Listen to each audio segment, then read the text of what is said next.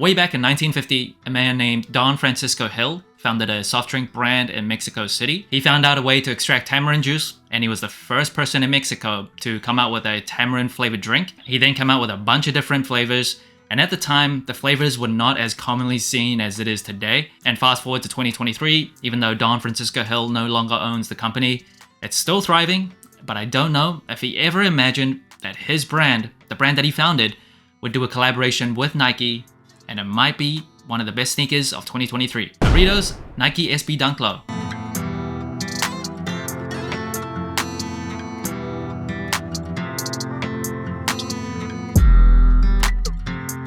And right off the bat, I still remember vividly when I first saw images of this shoe.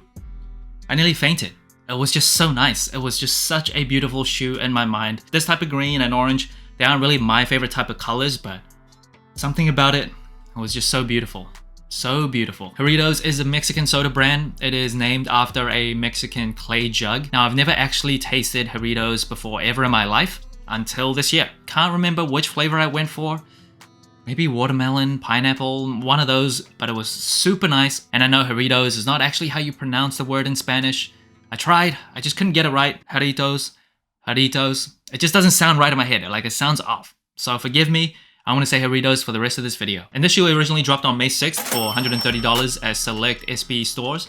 And then on May 10th, it had a wider sneaker release date. Now there is a special pack that released that come out with like a crate or like a special box, as well as the drinks. That is super expensive. I didn't go for that one. I just went for the shoe. And after reviewing shoes like the Yuto Dunks, as well as the April skateboards and the Born and Raised, they're all super, super nice shoes. But if I had to choose one out of all of those, the Born and Raised is a close one. I think I might still have to go with this one. I don't know what it is. I really don't. Yeah, this is beautiful. And the upper sole of the shoe, the base layer, it's not exactly white, so it's almost got this cream color. It is nubuck, but it's nubuck that's not as like buffed down than a lot of other shoes. It feels slightly different than a lot of nubuck that comes on like Jordan brand shoes. But if you zoom up close, you can see like the texture. I know on like Nike.com's description, they still just call it leather. Nubuck is obviously just a type of leather, but I have noticed that Nike.com, they'll call a nubuck shoe just leather. They don't always call it out. And the most distinct part about the shoe, obviously, it is the overlays.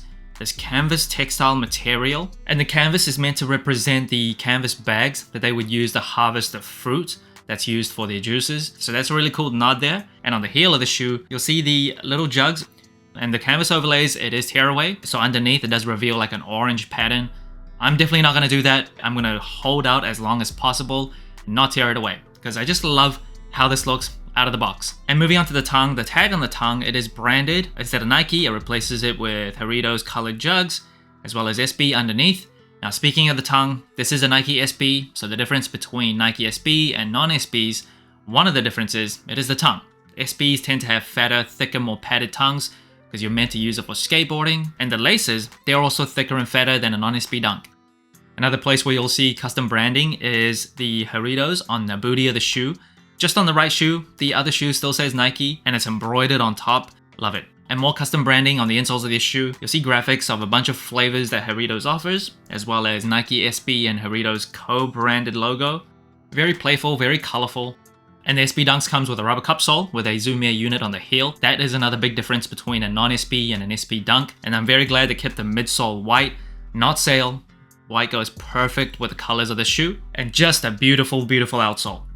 Another difference between an SB and non-SB Dunk, you'll see on the SB Dunks there's more concentric circles, more rings. That is meant to give you more traction when you're skateboarding. And this concentric traction pattern, that actually originated from the Nike Air Force Ones. And that was meant to make it easier for basketball players to like pivot on the post. And the Nike Dunks, they were originally designed to be basketball shoes, so there we go. And do I need to say anything about how pretty the colors on the outsole is? Really love it. And this shoe does come with 3 extra set of laces, one in a more off-white color, as well as green and orange. And out of these 3, or 4 if you include the default laces, all of them work. I love this shoe. I love everything about it. I love all the colors that are involved with this shoe. I think orange would give it kind of a more playful and funky look. If I had to choose, I'm probably just sticking to this one, but they're all super nice. And the box of the shoe, pretty standard Nike SB box. It is the sale box era, so not too surprised there. Now moving on to sizing and comfort, I do have wide feet. For SB Dunks as well as non-SB Dunks, I do just go true to size. Fits my feet pretty well, lengthwise, pretty much perfect. There's a bit more padding with SB Dunks, but that doesn't actually affect the sizing that I go for on the shoe. So whether or not you have wide feet, I do recommend just sticking true to size. Now comfort-wise, I really don't like the comfort of non-SB Dunks, but the modifications and additions that are made to the SB Dunks, I do like. It does make a difference. Like the thicker padding, the zoom air on the heel, just casually for all-day use, I think it's a comfortable shoe. And that brings the total sole score of the Nike SB Dunk Low Jarritos to 44 out of 50. A very high score compared to other collaborations. Now in terms of colorway, it doesn't get much better than this. This colorway, the way they've done it, it just really works out. Predominantly a white sneaker, but with the Jarritos colors as well as the Mexican colors all over this shoe, it looks just so good. There's nothing I would change about the colors on the shoe. Now in terms of materials, I honestly, in a vacuum, I don't love canvas materials. It's just not my thing. I do prefer leather. I think leather is king. So I'm not a huge fan of the materials that's used on here, but I do get, in terms of storytelling, why they went with the canvas textiles. It's a nod to the brand's history, so once you know that, I can't really complain about it, but in a vacuum, I don't love it. And in terms of the tech specs, the rubber cup sole, it is obviously pretty ancient, but it does have zoom air on the heel, padded tongues. The base layer feels pretty nice, but if I'm being objective, compared to like the Born and Raised Nike SB Dunk, I think the leather and the materials on that shoe, slightly better. It feels really nice to the touch. Now in terms of comfort, I think the SB Dunks are a comfortable shoe, especially for like casual everyday use. I wouldn't put it above like some Jordan brand performance shoes or a lot of modern day shoes now, but for everyday walking, I think it's fine. In terms of versatility, I think objectively, the SB Dunks are a super versatile silhouette.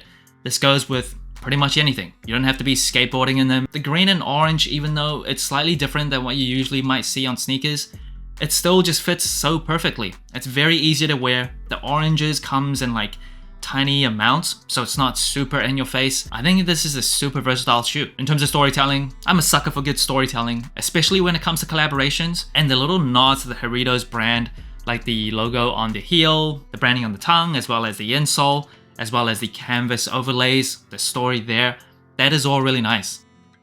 One of the unexpected cool things about reviewing a shoe so long after it released is it kind of puts the shoe in perspective, so you see the other shoes that come out after this, and you compare them to this one that I thought was easily going to be one of the best shoes of 2023, and even now, 7 months after it first released,